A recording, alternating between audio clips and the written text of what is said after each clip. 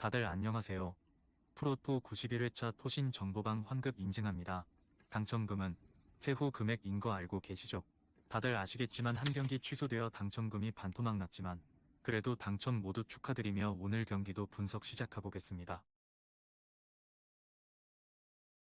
금일 첫 번째 경기 웨스트햄 대 프라이부르크 분석 시작해 보겠습니다. 웨스트햄은 원정 경기에서 한 골을 내주며 패했다. 경기를 무승부로 마칠 가능성이 큰 경기였는데 후반에 한 골을 실점했다.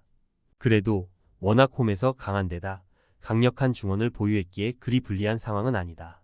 리그에서도 최근 무패를 이어가고 있는데 워드프라우스와 파케타, 쿠두스 등이 이선과 최전방을 오가며 좋은 기회를 잘 만들고 있다. 프라이부르크는 교체로 들어온 그레고리치의 골이 터지며 1차전을 승리했다. 무승부로 경기가 끝났다면 어려운 원정이 됐을 것인데 그래도 유리한 고지를 점령했다. 이번 원정에서 무승부만 기록해도 웨스트햄을 탈락시키고 8강으로 진출해 조별 예선 열세를 갚아줄 수 있다. 때문에 헬러와 그리포 등 공격수들이 경기 내내 전방 압박을 하며 실점하지 않으려 할 것이다.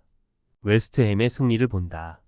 프라이부르크는 에게슈타인과 회플러 등 중앙에 나서 최종 수비를 보호할 볼란치진이 있다.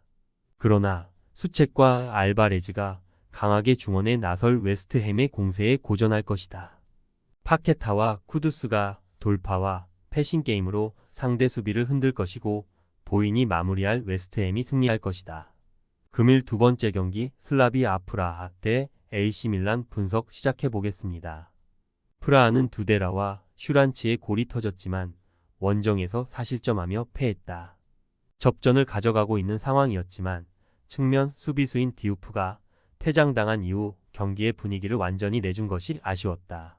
그래도 홈에서 3골차 이상으로 승리하면 8강으로 갈 수 있기에 포기할 상황은 아니다.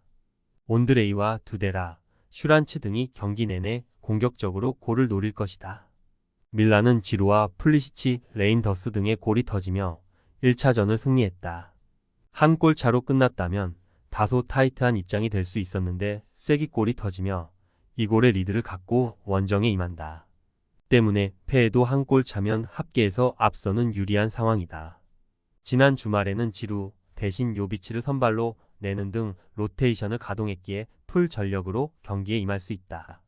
밀란의 승리를 본다. 프라하가 홈에서 강한 팀이긴 하지만 이 골의 압박이 경기를 어렵게 할 수 있다. 오스카와 마소푸스트 등 중앙 미드필더들이 최전방과 최대한 간격을 좁히는 공격적인 운영을 할 것인데 그로 인해 상대의 역습 상황에서 수비 숫자가 적을 것이다. 플리시치와 레앙이 측면을 지배할 밀란이 승리하고 8강에 진출할 것이다. 금일 세 번째 경기 에스턴 빌라 대 아약스 분석 시작해 보겠습니다. 빌라는 원정에서 열린 1차전에서 바라던 무승부를 기록했다. 두 팀 모두 퇴장자가 나오는 등 혈전을 펼쳤는데 탄탄한 수비 라인을 가동하며 패하지 않았다. 그리고 이 경기를 승리하면 컨퍼런스 리그 8강으로 가는 입장이다. 비록 지난 주말 리그 경기에서는 토트넘의 패에 4위 유지가 어려워졌지만 4위를 달리고 있고 와킨스와 루이즈, 랑글레 등 척추 라인이 견고하다. 징계로 빠질 콘사의 공백은 캐시가 메울 수 있다. 아약스는 홈에서 열린 1차전 브로비가 찬스를 날린 것이 뼈아팠다. 홈의 이점을 살리며 경기를 어느 정도 지배했지만 결과를 내지 못하고 이번 원정에 나선다. 1차전 퇴장당한 트리스탄이 징계로 빠지는 경기인데 일단은 패하지 않는데 집중하고 경기를 정규시간 이후로 넘기려 할 것이다. 빌라의 승리를 본다. 아약스는 베르바인과 베르기스가 모두 빠져있기에 이선 전력이 떨어져 있다. 넬슨과 테일러 등이 역할을 해야 하는데 무게감이 떨어진다. 틸레만스와 맥긴이 중원에 나서 공격 전개를 책임지며 기회를 만들 것이고 와킨스가 해결할 빌라가 승리할 것이다. 금일 네 번째 경기 클럽 브리에 대 몰데 분석 시작해 보겠습니다. 브리에는 원정에서 몰데에 패하고 홈으로 돌아왔다. 그래도 드 쿠이퍼의 골이 나오며 경기를 한 골 차로 마친 건 의미가 있다. 잘하는 홈에서 2골 차로 승리하기만 해도 8강행이 가능해졌다. 조별 예선에서는 홈에서 연속으로 멀티골을 뽑아냈는데 후틀가와 오도이, 스코라스 등 해결할 선수들이 즐비하다. 몰데는 굴드란센과 스테네빅의 골로 홈 경기를 승리하고 유리한 고지를 점령했다. 상대가 거센 공세로 나선 경기였기에 고전한 건 사실이지만 홈의 이점을 살렸다. 그리고 이 경기에서 무승부만 기록해도 컨퍼런스 리그 8강으로 갈 수 있다. 최전방에 나올 배튼 베리샤를 제외한 선수들이 모두 수비에 임하며 실점을 피하려 할 것이다. 불의의 승리를 본다. 원정 패배가 아쉽긴 하지만 원정에서도 경기 내내 상대에게 경기의 흐름을 내주지 않았고 홈에서 반등을 노릴 만하다. 벨기에 리그 최고의 중앙 미드필더이자 패서인 바나켄이 중원에 나서 공격 전개를 이끌 수 있고 후틀가가 침투로 해결할 불의가 승리할 것이다. 금일 5번째 경기를 OSC 대 슈투름 그라츠 분석 시작해 보겠습니다. 릴은 1차전 원정에서 대승을 거두며 8강 진출에 유리한 고지를 점령했다. 원정이었기에 고전이 예상됐는데 경기 내용을 압도한 것을 비롯해 데이빗의 멀티골로 상대를 완파했다. 비록 지난 주말 리그 경기에서는 선제골을 내줬음에도 데이빗이 연속 경기 멀티골을 기록하며 렌과 무승부를 기록하는 등 좋은 흐름을 이어가고 있다. 리그왕 최고의 스트라이커인 조나단 데이빗이 완벽하게 살아난 최근이다. 그라츠는 승리가 필요했던 홈 경기에서 완패하며 8강 진출 가능성이 크게 줄었다. 사카리아와 미카 등이 수차례 맞이한 기회를 모두 실패했고 공격적 운영 속에 수비 라인의 부담이 컸다.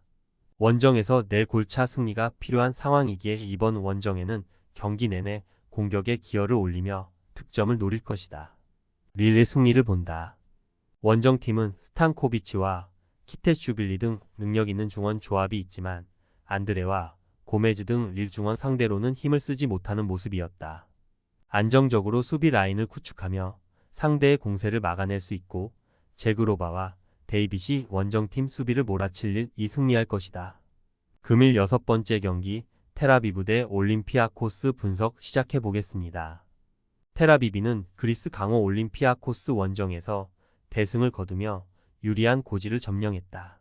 이스라엘 역대 최고의 스트라이커인 에린 자하비가 멀티골을 터뜨렸고 로이와 샤하르 등 측면 선수들이 경기 내내 상대 측면 수비를 무너뜨렸다. 가장 인상적이었던 건 중원 경기력이었는데 페레츠와 오베르엠 등이 상대 중원을 잘 압박하며 공격 전개도 이끌었다. 올림피아코스는 홈의 이점을 살리지 못하고 첫 경기를 패했다. 중원이 점유율 우위를 가져갔고 엘카비가 골을 터뜨렸지만 중앙 수비가 무너졌다. 카르모가 센터백으로 팀의 수비를 이끌었지만 테라비브 공격수들의 문전 침투를 저지하지 못했다. 그로 인해 이번 원정에서 4골차 이상으로 승리해야 8강으로 갈 수 있다. 테라비브의 승리를 본다. 자국의 전쟁 이슈로 인해 유럽 대항전 일정을 중립으로 치러야 하지만 이미 시즌 내내 그런 상황이 이어졌기에 홈 이상의 편안함이 있다. 공격적으로 라인을 올릴 원정팀 상대로 페레츠가 공격 전개를 이끌며 역습을 이끌 수 있고 자하비가 해결할 테라비브가 승리할 것이다. 토신 최종 조합은 영상 아래에 고정 댓글로 말 걸어주시면 토신 정보방에서 무료로 공유해드립니다. 제발 손해보면서 토토하지 말고 다같이 웃으면서 즐겁게 베팅합시다. 함께 하실 분들은 부담 갖지 마시고 편하게 말 걸어주세요.